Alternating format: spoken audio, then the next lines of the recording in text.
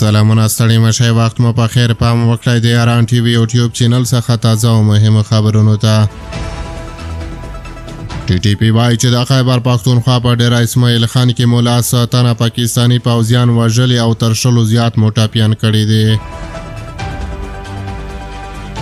د تحریک طالبان پاکستان او ټي ټي پی د یوې خبرپاڼې په خپرولو سره ادعا کړې چې تر شپه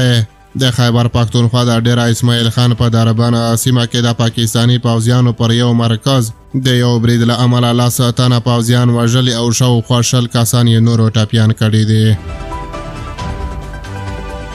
د ټي ټي پی لخوا په خپره شوې خبرپاڼه کې ویل شوي چې دغه برید یې د قریشي په نامه د دغې ډلې د یو کمانډان او د هغه ملګرو په غږ کې کړی چې په مالاکنډ کې د پاکستاني پوځیانو لخوا په نښه شوي وو. د پاکستان د تحریک طالبان پاکستان په دغه برید کې له پوځي ځواکونو څخه د یو شمېر وسلو او مهماتو د نیولو خبره هم کړې ده. تر دې مهاله د پاکستان د پوځ له اړخه په دې اړه کوم غبرګونو مخې ته نه دی راغلی، خو له سیمې څخه ځایي سرچینو هم د دغه برید او پخلی کړی دی.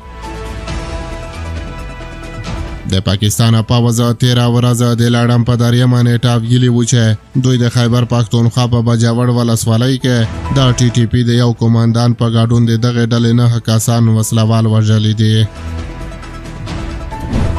او وروستۍ خبره ده چې د ریاست الوزرا اداري مراسیل د ازبکستان د علماو پلاوي سره لیدنه وکړه. د ازبکستان د لوی مفتی شیخ نورالدین خالق نظر په مشهد د ازبکستان د علماو پلاوي د ریاست الوزرا له اداري مراسیل مولوي عبدالسلام خانفي سره لیدنه وکړه. په دغه لیدنه کې ښاغلي خالق نظر افغانستان ته د خپل سفر موخه د دواړو هیوادونو ترمنځ د اړیکو پیاوړتیا او پراختیا ښودلې او زیاته کړې ده چې ازبکستان او افغانستان دینی، تاریخي او فرهنګي مشترکات لري او د مشترکاتو ته په پام سره کولای شو چې بېلابېلو برخو کې دوه اړخیزې اړیکې پراخې کړو.